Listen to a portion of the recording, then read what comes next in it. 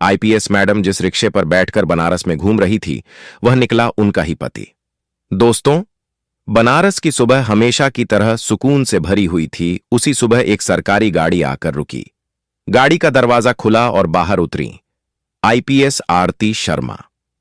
कई सालों बाद वे बनारस आई थीं, अपने मन का बोझ हल्का करने। उन्होंने सोचा पैदल ही मंदिर चलेंगी तो बहुत समय लगेगा। तभी उनकी नजर एक पुराने से रिक्शे पर पड़ी। रिक्शा चलाने वाला आदमी करीब 45 साल का था। आरती शर्मा ने हाथ उठाकर उसे बुलाया। भैया, मंदिर तक चलोगे? जी मैडम, बैठिए। आरती शर्मा रिक्शे पर बैठ गईं। कुछ देर तक दोनों खामोश रहे। फिर आरती शर्मा ने पूछा, तुम रोज यहीं रिक्शा चलाते हो? वह बोला, हां मैडम, कई साल हो गए। उसके जवाब में कोई शिकायत नहीं थी, न दुखों की लंबी कहानी, न मजबूरी का रोना। यहीं आरती शर्मा को अजीब सा लगा। वे बाहर देखने लगीं, मगर उनका दिल कहीं और भटक गया था।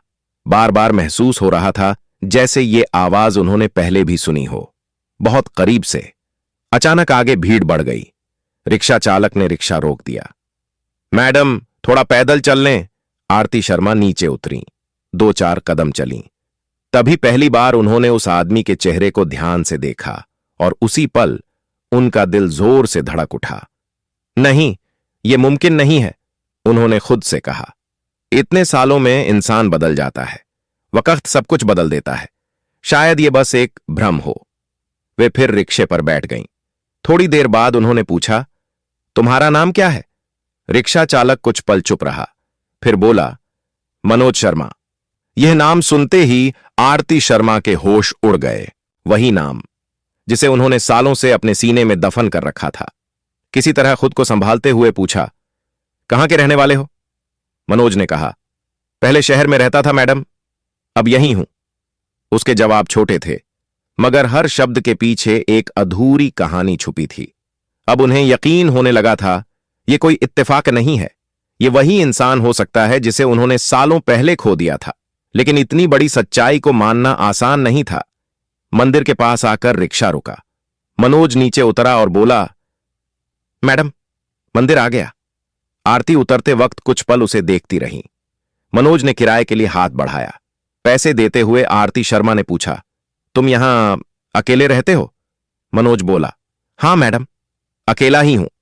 वह कुछ और पूछना चाहती थी, बहुत कुछ, लेकिन तभी मंदिर की घंटियां तेज बज उठीं। भीड़ दर्शन के लिए आगे बढ़ने लगी। मनोज शर्मा ने कहा, मैडम, मैं चलता हूं। और वह रिक्शा खींचते हुए आगे बढ़ गया। लेकिन आरती शर्मा वहीं की वहीं खड़ी रह गईं। आज उनका मन भगवान के दर्शन में नहीं था।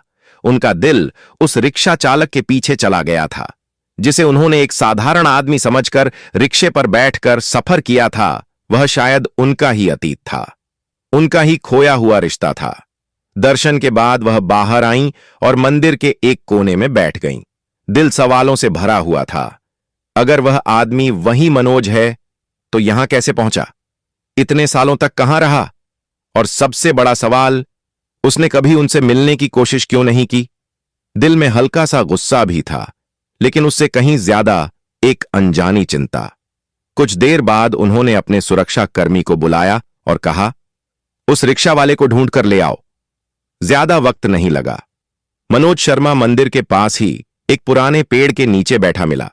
शायद रोज की तरह भक्तों के बाहर निकलने का इंतजार कर रहा था। जब उसे बुलाया गया तो वह थोड़ा घबरा गया। उसे लगा शायद कोई शिकायत हो गई है। उसने सिर झुकाकर कहा, मैडम, कोई गलती हो गई क्या? आरती शर्मा ने पहली बार उसके सामने अपनी आवाज नरम रखी। नहीं, कोई गलती नहीं है, बस तुमसे कुछ बात करनी है। मनोज सोच भी नहीं सकता था कि इतनी बड़ी अफसर उसके साथ यूं बैठकर बात करेंगी। दोनों पास की सीढ़ियों पर बैठ गए। कुछ पल खामोशी रही। फिर आरती शर्मा ने धीरे से पूछा, तुम यहां कब से हो? लगभग 7 साल हो गए मैडम। 7 साल। यह सुनते ही आरती शर्मा की आंखें भर आईं। ठीक वही वक्त जब मनोज अचानक उनकी जिंदगी से गायब हो गया था। उन्होंने खुद को संभालते हुए पूछा, इससे पहले क्या करते थे? जो सामने आ गया वही करता रहा मैडम। जवाब छोटा था, लेकिन दर्द बहुत बड़ा। अब आरती शर्मा का दिल मान चुका था, सामने बैठा आदमी वही मनोज है, उनका पति। लेकिन वह चाहती थीं कि सच्चाई उसके मुंह से निकले। उन्होंने सीधा सवाल किया, मनोज, तुम भागे क्यों थे? यह सुनते ही मनोज जैसे पत्थर का हो गया। उसने इधर उधर देखा, जैसे कोई सुन तो नहीं रहा। मैडम, मैं भागा नहीं था, मुझे मजबूर किया गया था। किसने मजबूर किया और क्यों? जब आप आईपीएस बनी थीं, तब आपने बहुत लोगों के खिलाफ कार्रवाई की थी। कई लोगों का धंधा बंद हो गया था। वो लोग आपसे बदला लेना चाहते थे। उन्होंने मुझे निशाना बनाया। कहा गया कि मैं आपका नाम लेकर लोगों से पैसे मांगता हूं। फर्जी शिकायतें करवाई गईं, नकली वीडियो और फोटो बनाए गए। धीरे धीरे बात फैल गई कि आईपीएस का पति ही ठीक आदमी नहीं है। लेकिन तुमने मुझे बताया क्यों नहीं? बताने आया था मैडम, मगर आपके ऑफिस के कुछ लोगों ने कहा अगर मैं आपके पास आया तो मामला और बिगड़ जाएगा। कहा गया आपकी नौकरी खतरे में पड़ जाएगी। मैं डर गया। मैंने सोचा अगर मैं दूर चला जाऊं तो शायद आपकी इज्जत बच जाए। तो तुम सब कुछ छोड़कर चले गए? मनोज ने सिर हां में हिला दिया। मेरे पास न घर था न पहचान। जहां गया लोग कहते आईपीएस का पति है, जरूर गड़बड़ करेगा। आखिरकार बनारस आ गया। यहां किसी ने सवाल नहीं किए, बस यही कहा मेहनत करो, पेट भर लो। उसकी बातें सुनते सुनते आरती शर्मा की आंखें नम हो गईं। कुछ पल की खामोशी के बाद उन्होंने आखिरी सवाल किया, और तुमने कभी मुझसे मिलने की कोशिश नहीं की? रोज मन करता था आपसे मिलने का, लेकिन डर लगता था मैडम। सोचता था कहीं मेरी वजह से आपको फिर से नुकसान ना हो जाए। यहां आकर बस भगवान के सहारे जीने लगा। मनोज, तुमने बहुत बड़ा त्याग किया है, मगर अब चुप रहने का वक्त खत्म हो गया है। मनोज घबरा गया। मैडम, मैं नहीं चाहता कि आप फिर किसी मुसीबत में पड़ें। आरती शर्मा ने पहली बार पूरे यकीन के साथ कहा, अब मैं अकेली नहीं हूं, और जिन लोगों ने यह सब किया है उन्हें उनकी सजा जरूर मिलेगी। यह सुनकर मनोज की आंखों में डर और उम्मीद दोनों एक साथ उतर आए। क्या सच में अब कुछ बदल सकता है? अब सच्चाई बाहर आएगी। जो लोग समझते थे कि तुम्हें तोड़कर मुझे भी तोड़ देंगे, वो बहुत गलत थे। उसी रात आरती शर्मा ने उससे साफ कहा, अभी किसी को कुछ नहीं बताना है। अभी तुम सिर्फ मनोज नहीं हो, तुम मेरे पति हो। लेकिन दुनिया के लिए फिलहाल तुम वहीं रहोगे जो आज हो। हर कदम सोच समझकर उठाना होगा। अगली सुबह बहुत जल्दी आरती शर्मा की नींद खुल गई। मंदिरों के कपाट खुल रहे थे, साधु संत गंगा स्नान को जा रहे थे। बनारस की हवा में वही पुरानी शांति थी, लेकिन उनके दिल में अब तूफान उठ चुका था। उन्होंने अपने सुरक्षाकर्मी को बुलाया और साफ निर्देश दिए, मनोज को चुपचाप सरकारी गेस्ट हाउस ले आओ, बिना किसी शोर के, बिना किसी सवाल के। जब मनोज गेस्ट हाउस पहुंचा तो उसका दिल तेज धड़क रहा था। सालों बाद किसी सरकारी इमारत में कदम रखते ही पुराने जख्म जाग उठे। झूठे आरोप, बदनामी, अपमान, सब कुछ आंखों के सामने घूम गया। उसने घबराकर पूछा, मैडम, अगर किसी ने मुझे पहचान लिया तो? आरती शर्मा ने पूरे भरोसे से कहा, कोई नहीं पहचानेगा, और अगर पहचान भी लिया तो अब डरने की जरूरत नहीं है। कमरे में बैठकर आरती शर्मा ने एक एक बात फिर से पूछी। शुरुआत से बताओ, कौन कौन लोग थे? किसने क्या किया? एक भी बात मत छुपाना। मनोज ने गहरी सांस ली और बोलना शुरू किया। सब कुछ तब बिगड़ना शुरू हुआ जब आपने उस बड़े जमीन घोटाले पर कार्रवाई की थी। कई बड़े लोग पकड़े गए थे। आपके ऑफिस के कुछ लोग अचानक बदलने लगे। उसने बताया कैसे एक दिन कुछ लोग उसके पास आए और बोले, तुम आईपीएस के पति हो, लोगों की मदद करनी चाहिए। जब मैंने मना किया, उसी दिन से मेरे खिलाफ बातें फैलनी शुरू हो गईं। फिर मनोज ने कहा, एक दिन मुझसे कहा गया कि आप पर ऊपर से दबाव है। अगर मैं चुपचाप दूर चला जाऊं तो सब शांत हो जाएगा। थोड़ी देर की खामोशी के बाद मनोज ने एक नाम लिया, आपका पीए सुधीर वर्मा। सुधीर वर्मा, वही इंसान जिस पर आरती शर्मा ने आंख बंद करके भरोसा किया था। आरती शर्मा ने फौरन अपना लैपटॉप और फाइलें मंगवाईं। पुराने मामलों को खोलकर देखने लगीं। मनोज जो जो बता रहा था, हर बात फाइलों से मेल खा रही थी। जिन दिनों मनोज पर इल्जाम लगे थे, उन्हीं दिनों कई बड़े मामलों की जांच जानबूझकर धीमी कर दी गई थी। मैं बस यही चाहता था कि आप सुरक्षित रहें, मैडम। उसी दिन आरती शर्मा ने अपने सबसे भरोसेमंद अफसर को फोन किया। मुझे 7 साल पुराने कुछ केस की पूरी फाइलें चाहिए, बिना किसी को बताए। शाम होते होते वे फाइलें उनके सामने थीं और हर पन्ने के साथ सच्चाई अब और साफ होती जा रही थी। तारीखों में हेर-फेर था और सबसे चौंकाने वाली बात, कुछ अहम दस्तावेजों पर सुधीर वर्मा के दस्तखत साफ नजर आ रहे थे। अब आरती शर्मा को पूरा यकीन हो चुका था। यह कोई छोटी चाल नहीं थी, ये एक गहरी सोची समझी साजिश थी। रात को मनोज ने डरते डरते पूछा, मैडम, अगर आपने यह मामला उठाया तो बहुत लोग आपके खिलाफ खड़े हो जाएंगे। आरती ने कहा, अगर पुलिस डरने लगे तो अपराधी बेखौफ हो जाते हैं। अब ऐसा नहीं होगा। उन्होंने तय कर लिया था, जल्दबाजी नहीं, पहले सबूत मजबूत होंगे फिर कार्रवाई। मनोज को फिलहाल वहीं सुरक्षित रहने को कहा गया। उस रात मनोज देर तक सो नहीं पाया।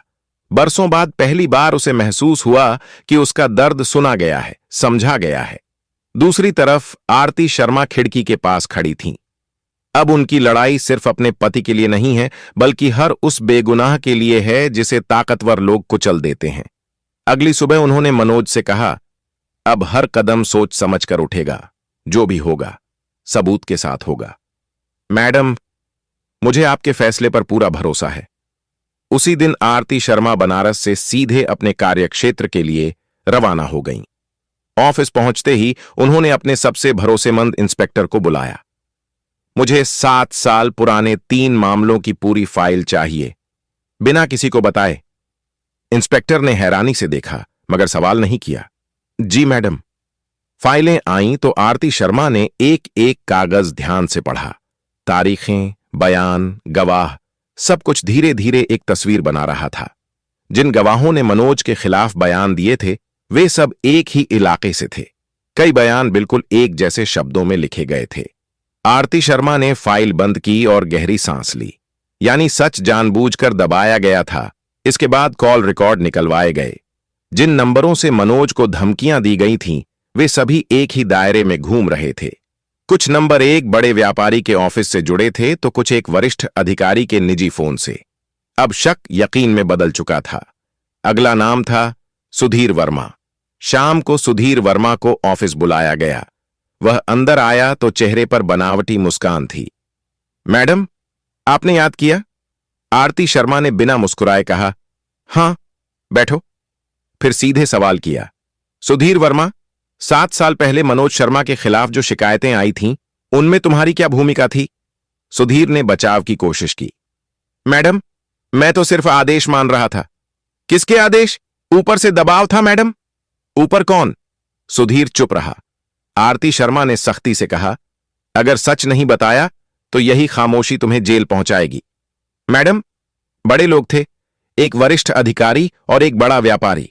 उन्होंने कहा था अगर मनोज शर्मा हट जाएगा तो आप कमजोर पड़ जाएंगी। आरती शर्मा ने तुरंत आदेश दिया, सुधीर वर्मा को निलंबित किया जाए और हिरासत में लिया जाए। अगले 2 दिनों में जांच और तेज हो गई। व्यापारी राकेश गुप्ता के ठिकानों पर छापे पड़े। नकद पैसा, फर्जी कागजात और रिश्वत के ठोस सबूत मिले। राकेश गुप्ता को हिरासत में ले लिया गया। फिर नंबर आया वरिष्ठ अधिकारी सोनू सिंह का।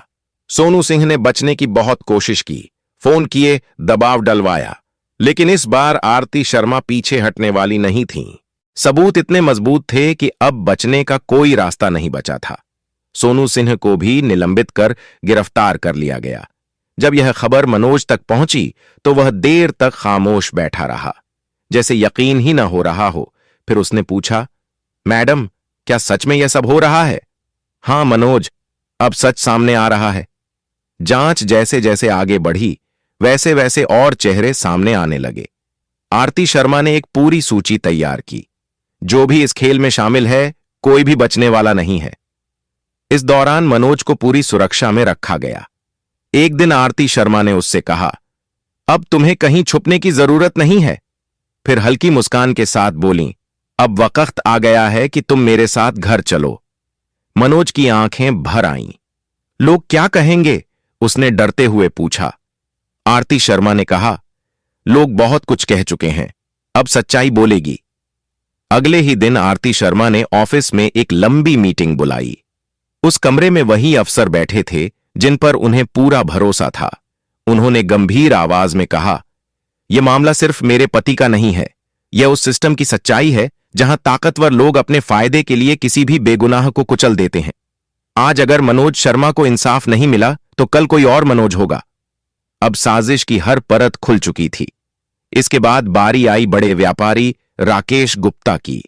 जब उसे आमने सामने बैठाकर पूछताछ की गई तो पहले वह अकड़ दिखाने लगा। मैं शहर का इज्जतदार आदमी हूं, आप लोग मेरा कुछ नहीं बिगाड़ सकते।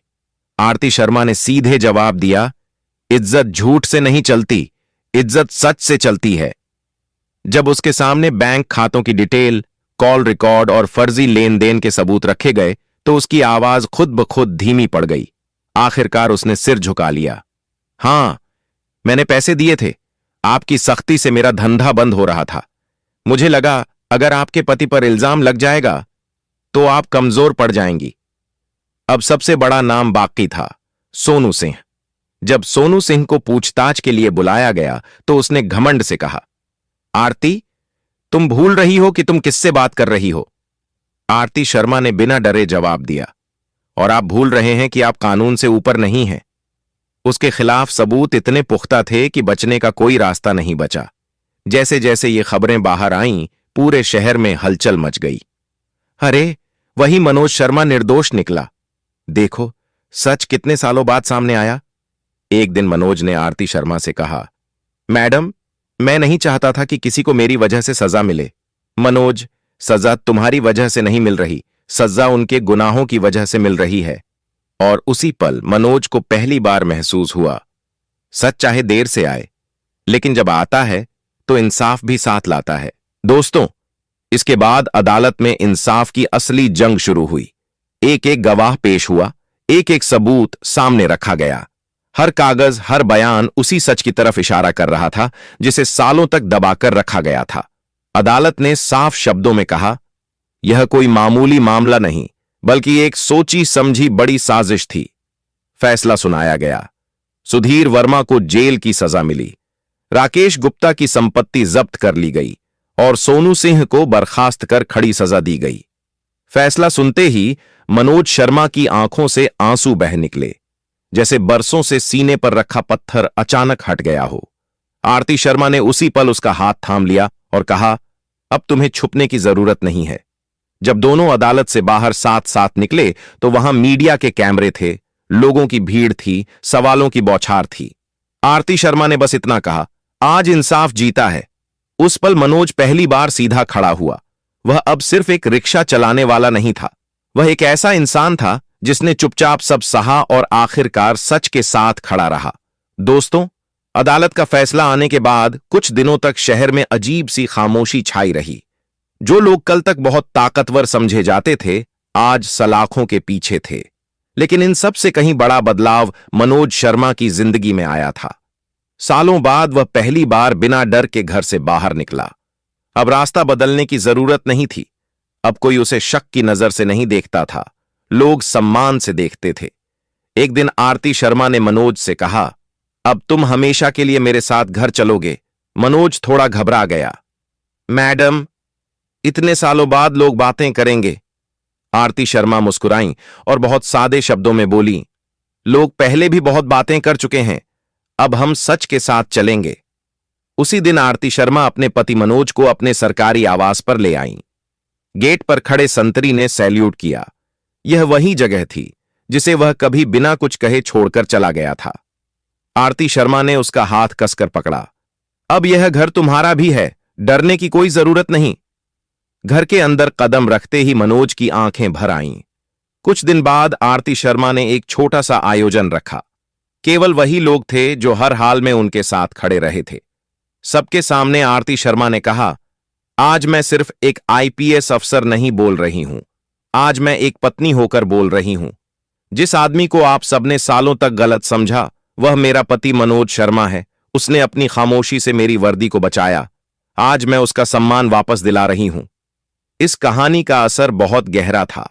अब कोई भी अधिकारी या व्यापारी गलत काम करने से पहले 100 बार सोचने लगा। लोग समझ गए थे, अगर कोई सच के साथ डटकर खड़ा रहता है तो देर सवेर इंसाफ जरूर मिलता है। एक शाम आरती शर्मा और मनोज घर की छत पर बैठे थे। मनोज ने धीमे से पूछा, अगर वह दिन ना आता, अगर आप बनारस न जाती तो क्या होता? आरती शर्मा कुछ पल चुप रहीं, फिर बोली, शायद सच फिर भी बाहर आता, मगर भगवान ने हमें खुद मिलवा दिया। बनारस ने मुझे बहुत कुछ सिखाया, सहना, चुप रहना और उम्मीद बनाए रखना। फिर मुस्कुराते हुए बोली, और मुझे यह भी सिखाया कि इंसाफ सिर्फ फाइलों में नहीं, रिश्तों में भी होता है। आज मनोज और आरती की जिंदगी पूरी तरह बदल चुकी थी, लेकिन उन्होंने अपने बीते दर्द को भुलाया नहीं, उसे उन्होंने एक सीख बना लिया। इस कहानी का अंत एक सुकून भरे यकीन के साथ हुआ कि सच को दबाया जा सकता है, झुकाया जा सकता है, मगर कभी खत्म नहीं किया जा सकता। यह कहानी हमें सोचने पर मजबूर करती है कि हम इंसान होकर भी कितनी बार इंसानियत भूल जाते हैं। मिलते हैं अगली कहानी में। आप सभी का दिल से बहुत बहुत धन्यवाद।